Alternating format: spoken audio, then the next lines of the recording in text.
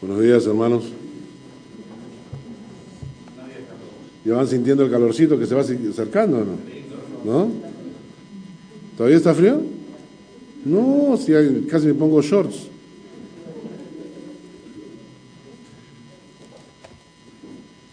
Cuando nuestro hermano estaba compartiendo sobre las ofrendas, encontré un texto el otro día en Job, que estaba terminando de estudiar el libro de Job, y me gustó mucho un texto que se los voy a compartir solo como introducción. Está en Job 41, versículo 11, cuando Dios está hablando con Job, le dice, Job 41, 11, le dice, ¿quién me ha dado a mí primero para que yo restituya? Todo lo que hay debajo del cielo es mío, ¿no? ¿Quién me ha dado a mí primero? Dice Dios.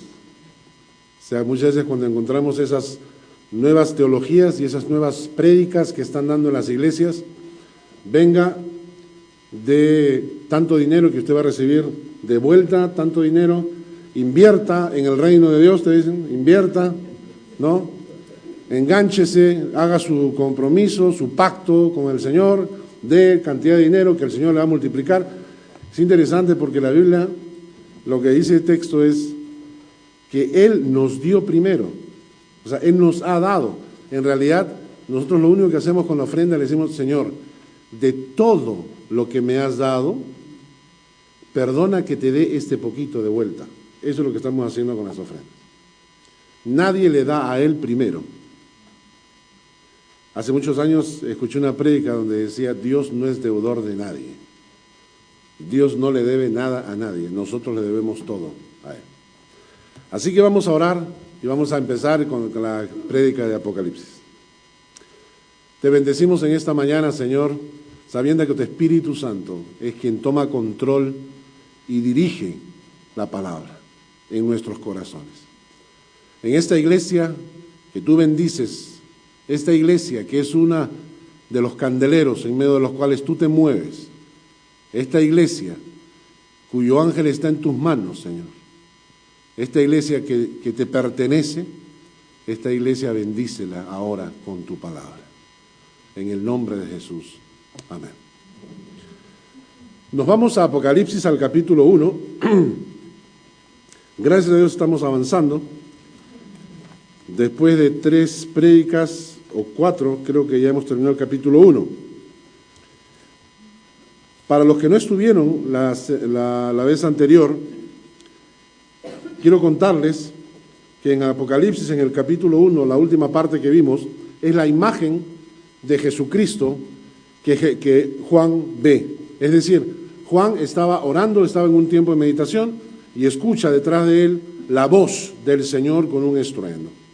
Entonces Juan se voltea y ve una escena, ve una imagen, ve a Jesucristo, y quiero que lo leamos rápidamente porque nos va a servir para el capítulo 2 que vamos a empezar hoy día.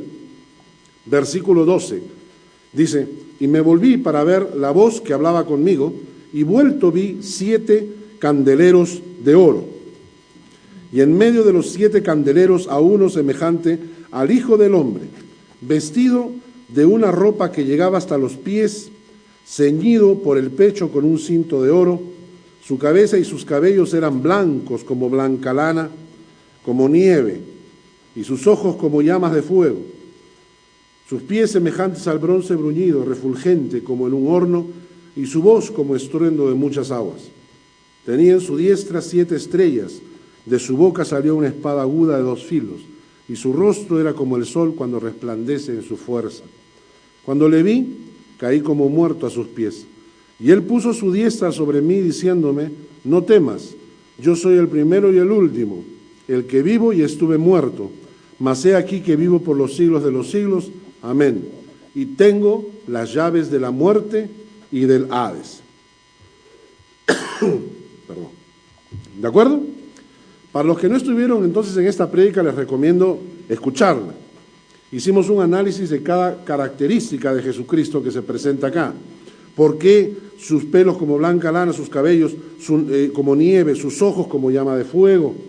Hablamos acerca de sus vestidos reales con los que se presenta, etcétera, etcétera. Pero ahora entramos al capítulo 2. Y en el capítulo 2 ya comenzamos a analizar las 7 iglesias. Entonces, capítulo 2 y 3 de Apocalipsis son las cartas que se escriben a las 7 iglesias. La primera de ellas es la iglesia de Éfeso. La segunda, de Esmirna, versículo 8. En el versículo 12, Pérgamo. Versículo 18, Tiatira. Capítulo 3, versículo 1, Sardis. Capítulo 3, versículo 7, Filadelfia. Y capítulo 3, versículo 14, la Odisea. ¿De acuerdo?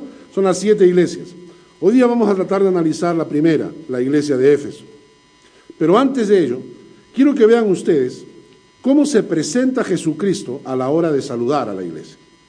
Jesucristo está mandando una carta y quiere que estén en claro y que tengan muy, muy presente que esta carta viene de Jesucristo mismo, aunque el que esté escribiendo es Juan.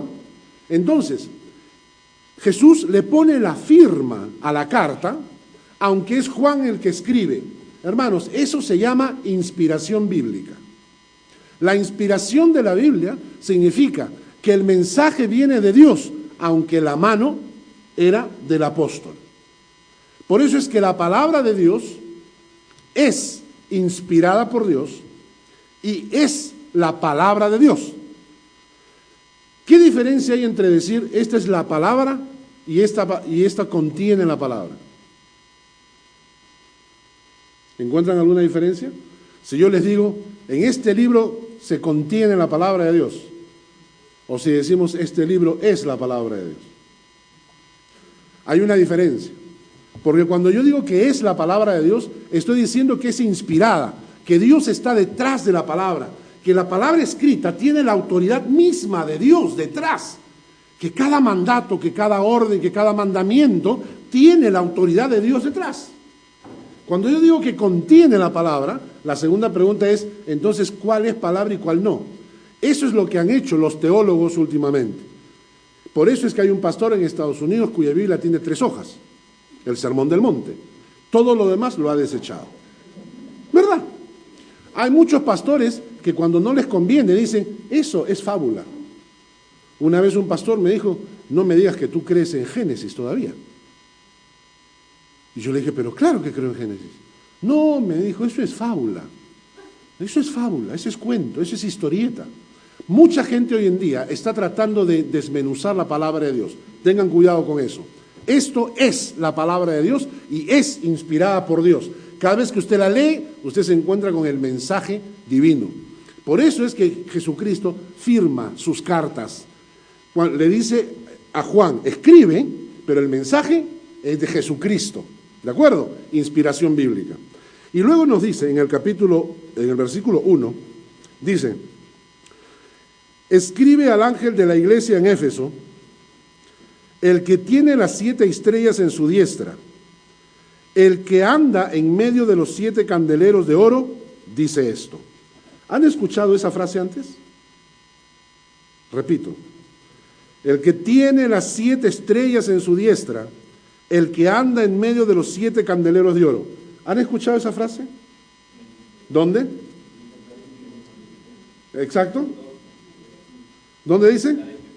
Exacto, en la descripción nos dice en el versículo 12, me volví para ver la voz que hablaba conmigo y vuelto vi, ¿qué cosa? 7 candeleros y en medio de los 7 candeleros a uno semejante al Hijo del Hombre, ¿verdad? Y entonces en el versículo 13, perdón, ¿dónde están el versículo 16? Y tenía en su diestra 7 estrellas. Entonces, en el capítulo 1 se nos ha descrito a Jesucristo. Y ahora Jesucristo toma de esa descripción, toma una partecita como para decir, el que escribe la carta es ese, el que Juan vio. ¿No? ¿Entienden? Ese que Juan ha visto, ese es el que está firmando esta carta. En el versículo 8, por ejemplo, nos dice, escribe al ángel de la iglesia en Esmirna, el primero y el postrero, el que estuvo muerto y vivió, dice.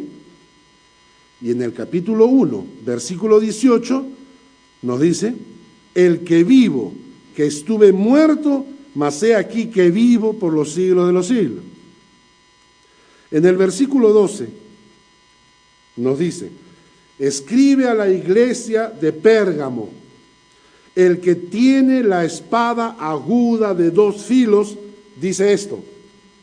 Y en el capítulo 1, el versículo 16, dice, de su boca salía una espada aguda de 2 filos. En el capítulo 2, versículo 18, escribe al ángel de la iglesia en Tiatira, el Hijo de Dios, el que tiene ojos como llama de fuego y pies semejantes al bronce bruñido. Y en el capítulo 1 te dice, versículo 14, sus ojos como llamas de fuego y sus pies semejantes al bronce bruñido. En el capítulo 13, versículo 1, dice, escribe al ángel de la iglesia en Sardis, el que tiene los 7 espíritus de Dios y las 7 estrellas. Ya hemos visto en el capítulo 1 que Jesucristo se menciona que tiene las 7 estrellas en su mano, los 7 espíritus, ¿eh? Muy bien. Ahora el versículo 7 del capítulo 3 dice, antes de eso, el versículo 14 dice, escribe al ángel de la iglesia en la Odisea, he aquí el amén, el testigo fiel y verdadero, el principio de la creación de Dios. Y en el capítulo 1, el versículo 5, dice, y de Jesucristo, el testigo fiel, el primogénito de los muertos. ¿Entendieron? Entonces, la imagen que tiene Juan en el capítulo 1, la toma Jesucristo como firma para sus cartas. Y entonces repite del capítulo 1, en el capítulo 2 y 3, a cada iglesia le menciona una de sus características. ¿Por qué no he leído el versículo 7? Pues quiero que lo leamos en este momento. Del 3, versículo 7. Escribe al ángel de la iglesia en Filadelfia. Esto dice el santo, el verdadero, el que tiene la llave de David, el que abre y nunca cierra, y cierra y ninguno abre. Y se menciona en este capítulo que el santo, el verdadero, tiene la llave de David. En el capítulo 1, el versículo 18, dice, el que vivo y estuve muerto, mas he aquí que vivo por los siglos de los siglos, amén. Y tengo las llaves de la muerte y del Hades. ¿No es cierto? Si yo sigo la hilación de pensamiento, quiere decir que la imagen de Jesucristo en el capítulo 1 es las imágenes que él va usando en las distintas cartas a las iglesias. Por tanto, si alguien me preguntara en el versículo 7 del capítulo 3, ¿cuáles son las llaves que tiene Jesucristo? ¿Cuáles son? El Hades y la muerte. ¿Es claro? Muy bien. ¿A qué voy con esto? Hace 2 años hubo una celebración latina. Trajeron a un predicador. Yo estuve en desacuerdo con esa invitación, pero en fin, trajeron al predicador. El predicador se basó en el texto de Apocalipsis capítulo 3, versículo 7 para su prédica. Y dijo, escribe al ángel en la iglesia de Filadelfia, esto dice el santo, el verdadero, el que tiene la llave de David, el que abre y ninguno cierra, y cierra y ninguno abre. Y entonces agarró este texto bíblico y comenzó a decirle a la gente, si algunos de ustedes estuvieron ahí se van a acordar, él comenzó a decirle a la gente, ¿y cuál es la llave de David? Y todo el mundo, ¿cuál? Y él, todavía no se los voy a decir, más adelante. Y siguió una prédica acerca de la llave de David que abre y nunca cierra, y lo que cierra nadie abre. Y entonces, ¿y cuál es la llave de David? Y todo el mundo, ¿cuál? Todavía no se las voy a decir. Y siguió con el cuentito y con el jueguito, hasta que por fin agarra y dice, ahora sí, las llaves de David son alabanza, adoración, consagración, ofrenda, sacrificio. Yo comencé a escuchar. Y claro, la gente estaba emocionadísima. Porque esos son temas bíblicos. O sea, son temas que están en la Biblia. La alabanza, la adoración, las ofrendas, todo eso está en la Biblia. Pero ¿en qué momento la Biblia me dice que esas son las llaves de David? ¿Entienden cómo saltamos de un tema y nos agarramos de otro? Porque si no tengo base bíblica, yo puedo predicar cualquier cosa. Las llaves de David son cualquier cosa. ¿No? ¿Qué se me ocurre? Las llaves de David son leerse el Antiguo Testamento.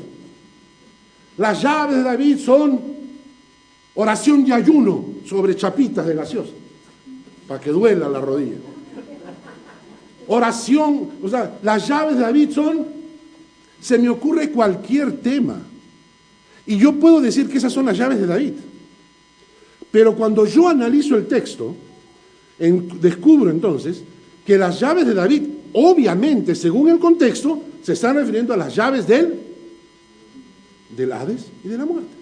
No me está hablando de ningún otro tema. ¿Por qué toco este tema? Porque cuando yo salí de esa reunión, yo salí mal. Yo me sentía mal. La gente estaba emocionadísima. Habían algunos que se habían desmayado, otros que se habían levantado. Habían otros que habían recibido hasta profecía del futuro y todo lo demás.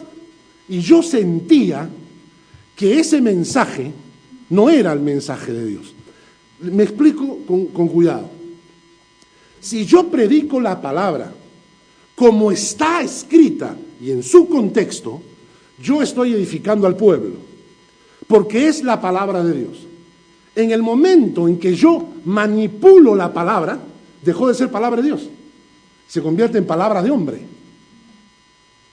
Por eso es que la Biblia dice, tengan mucho cuidado vosotros que quieren ser maestros, porque recibiréis mayor condenación.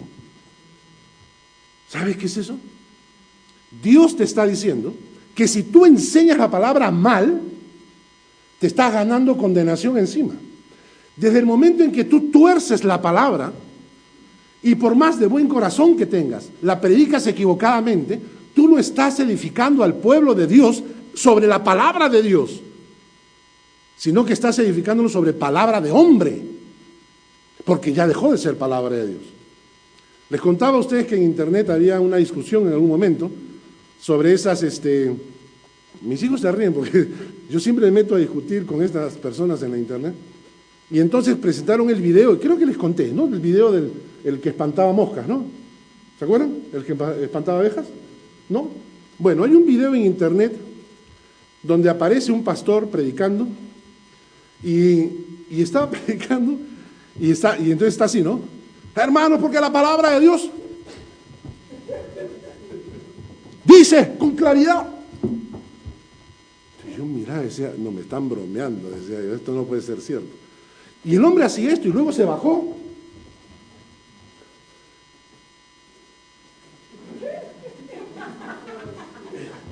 Y regresaba. Y yo miraba el video atónito porque en esa iglesia era un camino así hacia afuera. Entonces el hombre corría hacia allá y regresaba y espantaba, como si hubieran abejas, ¿no? O sea, espantaba a las abejas.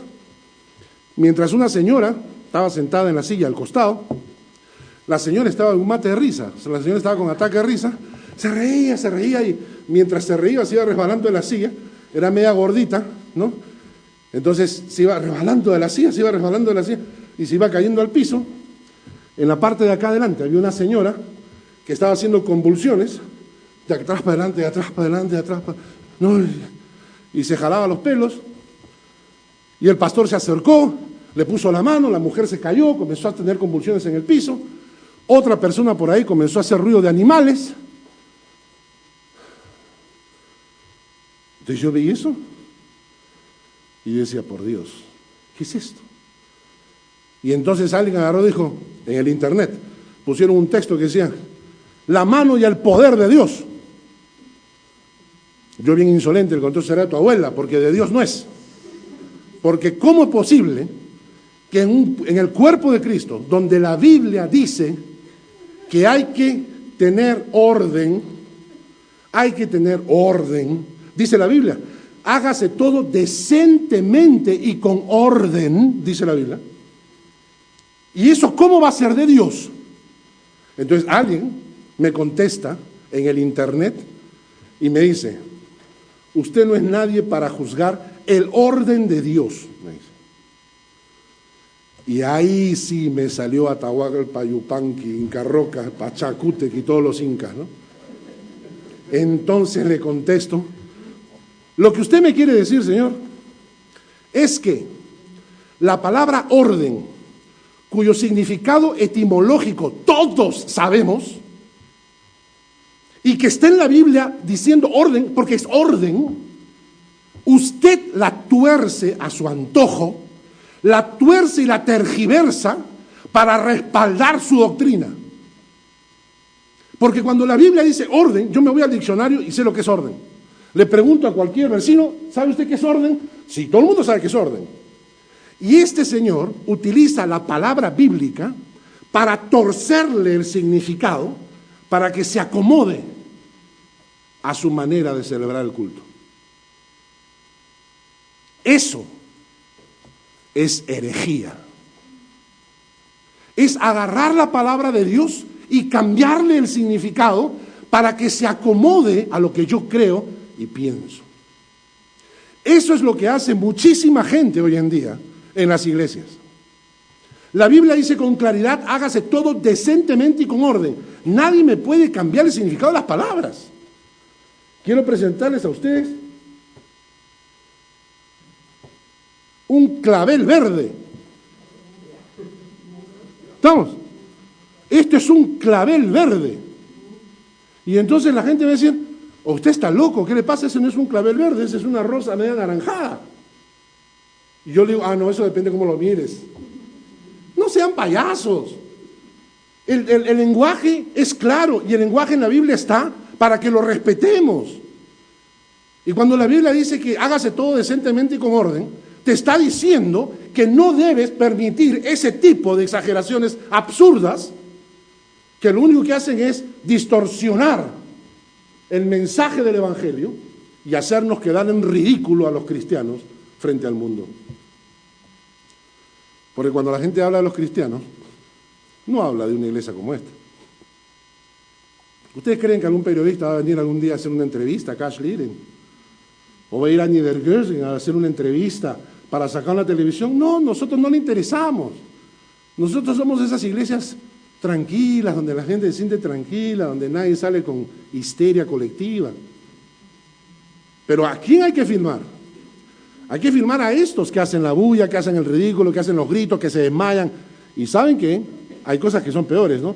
Ahí están inventando las nuevas, la borrachera espiritual, que caminan como borrachos, ¿no? Y se desmayan, o si no los otros que comienzan a rugir, imitar animales. Y eso a mí sí me pone los pelos de punta, porque yo he estado en reuniones donde ha habido gente poseída por el demonio y los he escuchado hablar como animales. Y cuando me dicen que ahora eso se repite dentro de las iglesias cristianas, se me ponen los pelos de punta. Entonces, ¿a qué viene todo esto? Hermanos, cuando estudiamos la palabra y cuando enseñamos la palabra, tenemos que respetar la palabra. Y si usted quiere ser edificado en la palabra, empieza a ser sincero con la palabra. ¿Entiende? Hay que ser sincero con la palabra. No podemos torcer los versículos bíblicos porque no me acomoda. Y eso empieza por todo, incluyendo temas tan graves, ¿no? La mentira. ¿Verdad? Cuando la Biblia dice, no levantarás falso testimonio contra tu prójimo, ¿no? Y nosotros decimos, significa que no debes mentir. Entonces alguien te dice, sí, pero la mentirita blanca, esa sí se permite.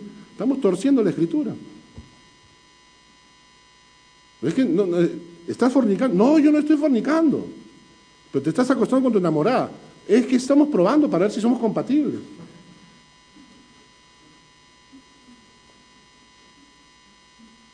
7 años estuve con mi esposa de novio. Nunca aprobamos. Y tenemos ya 23 años de casados. ¿Por qué? Porque cuando la palabra te dice que tú rompes las leyes espirituales te rompen a ti. Cuando tú tratas de decir que la teoría de la gravedad no existe y te tiras del edificio, 7 segundos después descubres que es cierto. Lo mismo pasa con la palabra de Dios. Volvamos a Apocalipsis al capítulo 2. Entonces ahora sí entramos ya a la carta, ¿no? Y le dice, yo conozco tus obras, versículo 2, yo conozco tus obras, tu arduo trabajo y paciencia, que no puedes soportar a los malos, ya has probado a los que se dicen ser apóstoles y no lo son, y los has hallado mentirosos, y has sufrido y has tenido paciencia, y has trabajado arduamente por amor de mi nombre y no has desmayado. Por Dios, yo quiero una iglesia así, ¿no es cierto? Cuando yo leo, yo conozco tus obras y tu arduo trabajo y paciencia. Qué bendición son esas los hermanos, ¿eh? En todas las iglesias tenemos hermanos que son chamba, ¿no? ¿Ustedes usan esa palabra, chamba? En el Perú usamos la chamba para decir trabajo, ¿no? Los que son bien chambeadores son los que trabajan bastante. Dentro de la iglesia siempre tenemos, ustedes saben, 10% de gente que hace todo el trabajo, 10% de gente que critica todo el trabajo y 80% de gente que mira, ¿no? Así, ¿por qué se ríen? No se sientan aludidos. Pero la verdad es así, todas las iglesias son iguales. 10% hace todo el trabajo, 10% te hace toda la chamba, 10% se opone a toda la chamba. Critican y por qué y para qué y cuándo. No tienen ideas creativas, pero igual hay que criticar. Y el 80% están sentados en la banca para ver cómo se pelean los dos bandos, ¿no? Y con, ay, qué barbaridad, como en una iglesia cristiana este tipo de problemas. Y, ¿no? Bueno. Pero lo interesante es que dentro de todas las iglesias tienes un 10% que es toda chamba. Esa gente es una maravilla, ¿sí o no? Son una bendición, ¿no? Esa gente que tú le dices, hermano, necesitamos una profesora de escuela dominical. Ya. Bueno, ya tenemos el profesor de escuela dominical y tenemos que cocinar mañana. Yo también puedo cocinar. ¡Ay, qué bueno, hermana! ¿Tendrá tiempo? Sí, claro que sí. Bueno, y también vamos a hacer una asamblea. Yo puedo venir a ayudar. Esas hermanas están metidas en todo. O sea, los hermanos que son los multiusos, ¿verdad? Los multiusos. A veces en las iglesias pequeñas como las nuestras, las personas son tan pocas que ayudan realmente, que es una cosa que uno va saltando de un lado a otro, ¿no? O sea, a veces yo he visto en iglesias, ¿no? Donde sale ¿no? el que toca la guitarra y va dirigiendo y de paso recoge las ofrendas, ¿no? Y a eso cuando le falta tiempo manda al hijo para que sirva la Santa Cena. Entonces, gente que está concentrada en el trabajo. Acá dice el texto, Efesios era así. Una iglesia dice, yo conozco tus obras, tu arduo trabajo y paciencia. Pero no solamente eran gente que trabajaba muchísimo, sino dice, y no puedes soportar a los malos. Los has probado a los que se dicen ser apóstoles y no lo son, y los has hallado mentirosos. O sea, era una iglesia, había que tener cuidado. Cuando tú entrabas a Éfeso, no era una iglesia cualquiera, era una iglesia donde la gente trabajaba arduamente, pero también tenían cuidado. ¿Quién es este que ha venido? ¿De dónde viene? ¿Quién es? Vamos a chequear, vamos a ver. Siempre hay de todo en los corrales del Señor, decía un amigo. Y entonces, cuando uno comienza a ver el espíritu de cuidar el rebaño, dice la Biblia que hay que cuidar de las ovejas. No podemos dejar que las ovejas avancen solas. No hay ningún pastor que le dirija a las ovejas, vamos a ir a pastear al otro cerro. Reúne a las ovejas y le dicen, tomen el camino, sigan 2 kilómetros y a la izquierda ¿no? El pastor acompaña a las ovejas. Hay que pastorear a las ovejas y hay que cuidar de las ovejas, porque a veces las ovejas son muy confiadas. Siempre en la iglesia tenemos gente linda, gente buena, pero gente que confía. Y cuando viene un predicador y les habla bonito, las personas a veces se dejan engatusar y se dejan engañar. Por eso es que la iglesia tiene que tener líderes que cuiden de las ovejas, que tengan los ojos bien abiertos, los oídos bien plantados ahí para escuchar y cuidar de las ovejas. Entonces, en este caso, Éfeso era una iglesia que trabajaba mucho, que estaba con una alerta contra los malos, evaluando a los infiltrados. Versículo 3 nos dice, has sufrido, pero has tenido paciencia. Una iglesia que pasa por dificultades, que soporta las dificultades.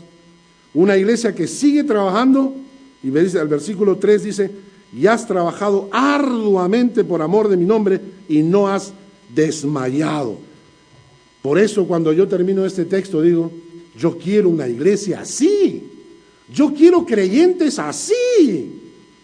En mi iglesia yo quiero creyentes así, gente que esté comprometida, gente que esté alerta, gente que no desmaye, gente que cuando vienen problemas tenga paciencia para seguir caminando, gente que a pesar de todos los problemas siga trabajando arduamente y con todo ese trabajo nunca que le baje el ánimo. Caramba, yo quiero gente así, yo quiero creyentes así. Y de repente, dice el texto, en el versículo 4, le dice, pero tengo contra ti que has dejado tu primer amor. Y cuando yo estaba ilusionado pensando que Éfeso era la iglesia perfecta, el texto me dice, no era la iglesia perfecta, porque tenían un problema, habían dejado su primer amor. Y eso era tan grave que en el versículo 5 Jesucristo le va a decir, recuerda por tanto de dónde has caído y arrepiéntete y haz las primeras obras, pues si no, vendré pronto a ti y quitaré tu candelero de su lugar. Y el texto me indica entonces que para Dios la actividad dentro de la iglesia o la cantidad de cosas que podamos hacer por el Señor no tienen valor si es que he perdido el amor por el Señor. El texto es interesante porque nos enseña que hay gente que ama más la obra de Dios que a Dios. Y hemos perdido la razón principal de nuestra fe. Nosotros le amamos a Él porque Él nos amó primero. Entonces la Biblia te dice que si nosotros estamos en la iglesia, no es primeramente para servirle, es para amarle. Es para amarle. Y hermanos, a veces pensamos que la actividad y las muchas cosas en la iglesia sustituyen el corazón. Yo he visto muchas veces gente que viene a la iglesia, no sé si aquí ocurrirá, pero en Lima ocurría. Gente que venía a la iglesia y tenía un montón de actividades, ¿no? Y llegaban temprano porque tenían que arreglar, limpiar, organizar, poner, sacar, meter. Mientras se organizaba el culto y empezaba la alabanza, y esta gente seguía haciendo cosas, ¿no? Seguía haciendo cosas. Y entonces, en algún momento, y le estoy hablando de mi persona, estoy hablando de gente de mi generación, cuando teníamos 18 años, ¿no? En aquella época, cuando éramos jóvenes y hermosos, metidos en la iglesia como grupo de jóvenes, estábamos metidos en todo. En ese tiempo asistíamos a la Alianza Cristiana y Misionera del Lince, y luego era en la Alianza Cristiana de Miraflores. Y estamos metidos en todo, ¿no? Y entonces es que había que ver los parlantes y la música, y tocar, y el grupo de jóvenes. Y recuerdo que el bacancito era el que siempre tenía que hacer cosas, y no tenía tiempo para entrar al culto. Entonces empezaba el culto, y todos estábamos, ¿no? Es porque se da una imagen como que bueno que es ¿no? Mira cómo trabaja, Dios mío. Entonces pasábamos, entrábamos, salíamos, éramos la élite, ¿no? Y entonces, cuando de repente nos decían, ya va a empezar la prédica. Y entonces alguien ¿y quién va a predicar? No, que va a predicar Juan Cortázar. O va a predicar Roberto Bastante.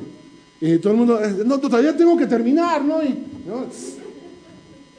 Si te decían, no, va a predicar don Alfredo, va a predicar Carmelo Terranova, va a predicar... no, hay que entrar, hay que entrar. Y un día, don Alfredo nos dice, ¿y ustedes para qué vienen a la iglesia? Y yo le digo, no, para servir a Dios. Y él contestó, a la iglesia no se viene a servir a Dios. A la iglesia se viene a amar a Dios. Y por lo tanto se viene a adorar a Dios. Y si hay algo que nunca debo dejar de hacer, es venir a la iglesia para hacer otra cosa que no sea honrar su nombre. La gente piensa que el culto tiene que ver con la prédica. No, el culto empieza con la alabanza. El culto empieza con la adoración. Cuando la gente va a la iglesia y dice, apúrate hermano, son las 10. Ya empezó la adoración. Me estoy perdiendo la adoración. Vayan acostumbrándose a la adoración. En el cielo no hay prédicas. ¿No es cierto? Sería absurdo que en el cielo nos reunamos y ahora el pastor Carlos va a predicar. O sea, ¿no? Tenemos a todos los ángeles, a Abraham, Moisés, así, y un gusanito ahí, o sea, olvídate, en el cielo no hay prédicas. ¿Qué cosa hay en el cielo? Así es, según el texto bíblico, en el cielo hay alabanza y adoración. Para eso hemos sido salvados por Dios. El propósito de tu salvación no es que le sirvas. No, porque si él necesita alguien que lo sirva, puede usar un burro, como usó Balaam, una piedra, una planta. El propósito de tu salvación es que lo adores. Ahora agárrate y pregunta, ¿cuánto tiempo de adoración tienes al día?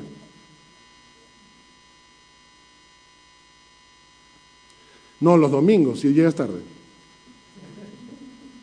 El propósito de la salvación es la adoración. Por eso es que el texto le dice acá, por eso el texto dice, mira, esta iglesia tiene de todo, hace de todo, se matan por la obra de Dios, pero se han olvidado lo más importante, han perdido su amor a Dios. Y lo mismo si ocurre en la iglesia, ocurre en las vidas individuales. ¿Acaso no pasa lo mismo con los matrimonios en casa, por ejemplo? Es como los matrimonios, ¿no? ¿Te acuerdas cuando estabas enamorado? La primera etapa. Algunos que todavía no lo han vivido. Nosotros lo hemos vivido. ¿Y te acuerdas cuando te enamoraste, cuando lo veías, ¿no? Las maripositas? ¿Ah? ¿Ah? La chica que se pone roja cuando lo ve. ¿Verdad? Nosotros que aprendemos a contener el aliento. Hola, ¿no? ¿Verdad? Y cuando estamos en la etapa de los enamorados, cuando te ilusiona, la voy a ver, la voy a invitar, voy a salir con ella.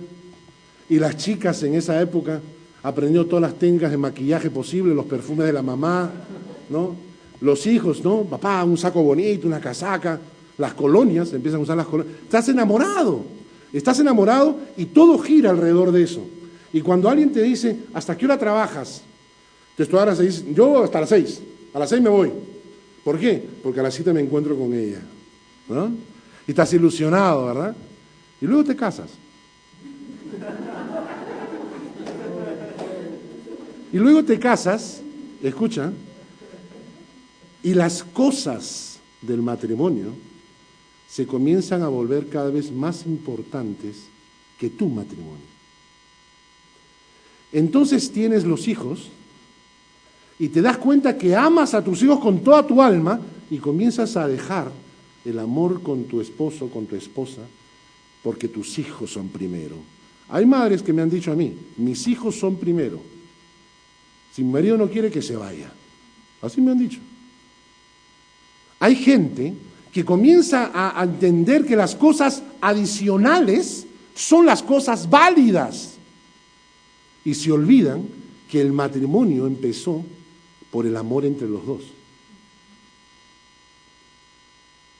A veces uno tiene que recordarle a los hijos y decirle, no, a tu mamá la conocí primero, ¿verdad?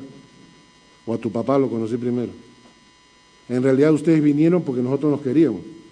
O sea, ustedes son la consecuencia.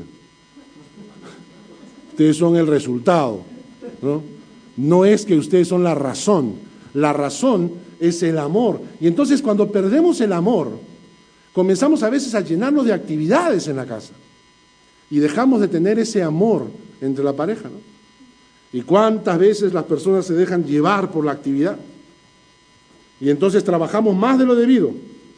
Y trabajamos y trabajamos y trabajamos y trabajamos y trabajamos y trabajamos y saturamos nuestro tiempo con trabajo y ya no tenemos tiempo para la familia. Y lo mismo pasa con el Señor. ¿Estás haciendo tú eso? Alguien me dijo una vez, creo que se los enseñé, una botella grande, las piedras grandes, ¿recuerdan esa? Alguien entró en una sala para una charla de administradores, de gerentes, y trajo una botella grande. Y entonces trajo unas piedras, más o menos de este tamaño, entonces agarró y metió las piedras grandes en la botella y dejó una piedra grande al costado. Y les dijo, ¿qué es esto? Alguien por ahí dijo, es una botella llena de piedras. Alguien dijo, ¿está llena? Y la gente dijo, sí, sí está llena. El hombre dijo, no, no está llena. Entonces agarró piedras más pequeñas y comenzó a echarlas dentro de la botella y las piedras pequeñas se fueron acomodando en los huecos que quedaban. Y entonces él dijo, ahora, ¿está llena? Y la gente dijo, bueno, puede ser que esté llena, pero podríamos meterle más cositas. Y él dijo, sí, correcto. Y entonces agarró un montón de piedritas más chiquititas y las comenzó a meter y se comenzó a llenar entre los huequitos y luego agarró arena y le metió arena y la arena se acomodó entre los huequitos y por último agarró agua y le echó agua y el agua se acomodó entre los huequitos. Y siempre con la piedra grande al costado. Y entonces agarró y le dijo, ¿qué hemos aprendido de esta lección? Y entonces alguien agarró y contestó y dijo que siempre podemos meter algo más. Y el hombre les dijo, apliquemos esto a nuestro tiempo, el tiempo que usamos en la semana. Entonces la gente dijo, siempre podemos acomodar algo más en nuestro tiempo, porque metemos primero las cosas grandes y así sucesivamente, siempre tenemos tiempo para algo más, dijeron. Y él contestó, no.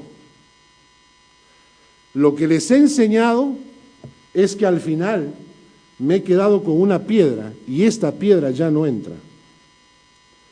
Porque si yo no meto en mi horario primero las piedras grandes, que son las cosas importantes, después ya no tengo tiempo para ellas. Si yo no meto en mi tiempo la piedra que dice adorar a Dios, buscar a Dios, tiempo devocional, tiempo a solas con Dios, lo vas a dejar afuera. Vas a llenar tu tiempo con actividades. Luego vas a meter más actividades. Luego más actividades pequeñitas. Luego más chiquititas. Y al final el tiempo con Dios queda afuera. Y ya no lo puedes meter. Si no lo metes al principio, no lo metes después. Esa es la enseñanza para que administres bien tu tiempo. Comienza a considerar qué es lo importante en tu tiempo. ¿Qué es lo importante? Y deja de lado lo que no es importante. Porque de esa manera administras tu tiempo. Si yo considero que pasar tiempo con mis hijos, con mi familia, no es importante, entonces déjalo fuera. Pero si consideras que es importante, mételo desde un principio. Si consideras que pasar tiempo con Dios no es importante, déjalo fuera. Pero si consideras que es importante, mételo de un principio. Establece tu horario y di, yo dedico este tiempo a Dios. Porque la única manera de recuperar el amor perdido es pasar tiempo. ¿Qué harías tú para recuperar ese amor con tu pareja? ¿Te acuerdas cuando estaban enamorados? Y ahora un día aparece tu marido y te dice, ¿no? Esto ya es sopa fría, este matrimonio. Ya no sirve para nada, estoy aburrido, me canso. Y entonces tú, en un afán, dices, no, vamos a recuperar nuestro amor. ¿Qué haces entonces? ¿Qué haces? Empezar todo de nuevo. Empiezas otra vez al coqueteo. Empiezas otra vez a invitarla a salir. Eso significa pasar tiempo con ella. Lo mismo es, si tú quieres recuperar el amor de Dios, empieza a pasar más tiempo con Dios. Si quieres recuperar el amor de Dios, empieza a pasar más tiempo con Dios. Y la palabra te dice que no importa todo lo que hagas, Corintios 13 nos dice que así diéramos nuestro cuerpo para ser quemado. De nada te sirve. Si no tienes el amor de Dios, de nada te sirve. En el caso de la iglesia de Éfeso, el gran problema de la iglesia era que estaba tan lleno de actividades, tanto la iglesia como sus miembros, que estaban tan llenos de actividades que ya no tenían tiempo para honrar a Dios, para amar a Dios, para decirle al Señor que la razón de nuestras vidas era Él. Interesante, ¿no? Porque el texto continúa. Versículo 5 dice, recuerda por tanto de dónde has caído, arrepiéntete y haz las primeras obras, pues si no, vendré pronto a ti y quitaré tu candelero de su lugar, si no te hubieres arrepentido. Hermano, si no te hubieres arrepentido. Ustedes han escuchado la prédica de hoy. Si alguno considera que esta es una imagen de su vida o de la iglesia, el único paso es arrepentimiento y volver al Señor. Si alguno no se arrepiente, el texto es claro, quitaré tu candelero de su lugar. Lo hizo con Éfeso y lo hará con nosotros. Versículo 6. Pero tienes esto, que aborreces a las obras de los nicolaitas, las cuales yo también aborrezco. Interesante porque estuve analizando quiénes eran los nicolaitas. Hay mucha diferencia de interpretación al respecto. Algunos dicen que los nicolaitas eran descendientes de Nicolás, uno de los obreros, de los diáconos que se eligieron en Hechos, pero no tiene mucha base bíblica. Algunos consideran que los nicolaitas eran un grupo de personas que buscaban la jerarquía eclesiástica. Pero lo que yo descubrí es que para el siglo II, algunos historiadores aún mencionaban a los nicolaitas. Y para el siglo II estoy hablando de historiadores que no eran cristianos, estoy hablando de Ireneo, de Tertuliano, de Clemente, que son historiadores que hablaban de los cristianos, de Jesucristo y todo lo demás. Dicho sea de paso, hay una nueva corriente de gente recontra sabia que dicen que Jesucristo no existió, que Jesucristo es un invento en la historia y que no hay evidencia histórica sobre Jesucristo, que nunca fue un personaje real, que fue como una fábula, ¿no? Y ahí eso lo están enseñando en la cantonal de Olten, por ejemplo, a una amiga le han enseñado eso en clase, y hay otros que lo desparraman por acá, ¿no? Bueno, entonces toda esta gente tendría que quemar todos estos libros de historia, porque todos estos libros de historia, estoy hablando de Ireneo, Tertuliano, todos ellos, mencionan a los cristianos, a Jesucristo y a todo lo que ocurrió en esa época. Pues uno de ellos menciona que era una secta gnóstica. No es una secta agnóstica, sino gnóstica. ¿Qué significa esto? Gnóstico significa conocimiento. Agnóstico significa sin conocimiento o no conocimiento. El agnóstico no es igual al ateo. El ateo dice, yo no creo en Dios. El agnóstico dice, yo no sé. Cuando tú le preguntas a un agnóstico si Dios existe, él te contesta, no sé. No tengo pruebas ni tengo el conocimiento como para afirmarlo. Esto se llama un agnóstico, con A adelante, agnóstico. Hay muchos agnósticos que afirman que ellos no tienen el conocimiento. No se declaran ateos, sino simplemente declaran que no tienen la capacidad. Pero el gnóstico es el que tiene el conocimiento. El grupo de los gnósticos eran este grupo de gente que consideraban que por medio de los conocimientos intelectuales uno llegaba a ser superior al resto. Los nicolaitas eran ese grupo de gente que se comenzó a meter en la iglesia para hacernos creer que el conocimiento intelectual de las cosas te convierten en superior. ¿Les parece conocido eso? Hoy en día hay mucha gente así, ¿no? Muchos filósofos, psicólogos, ¿no? Pensadores, poetas. El conocimiento se considera como que tu tú tienes conocimiento, tú estás por encima de la media, del resto. ¿Verdad? Y eso también se metió en la teología. Y hoy en día tenemos teólogos que son ateos. ¿Saben ustedes eso? Teólogos que son ateos. El otro día leía en el periódico un anuncio que decía lo siguiente: como hay pocos pastores en Suiza en este momento para pastorear las iglesias, se puso un anuncio en el periódico invitando a la gente a meterse, a estudiar teología, porque era una buena carrera y pagaban bien. En el periódico. Yo me imagino el que haya leído ese anuncio. O sea, cualquiera, ¿no?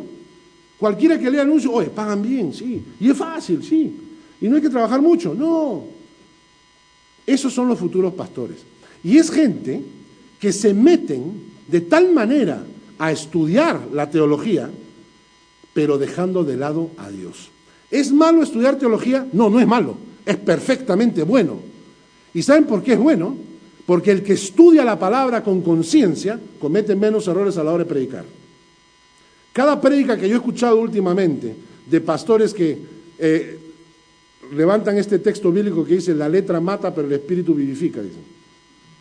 Entonces la letra mata. Si me meto en un seminario, la letra me va a matar. Entonces mejor no me meto en un seminario, dejo que el Espíritu Santo me guíe y hablo pavadas. Me prestan un librito cualquiera, La Guerra Espiritual, lo abro y lo repito en el púlpito. Capítulo 4. Así hay ángeles del estornudo, ángeles de la gripe, ¿no? Son pastores que no se metieron a estudiar la palabra, sino que se predican por libritos que les prestan.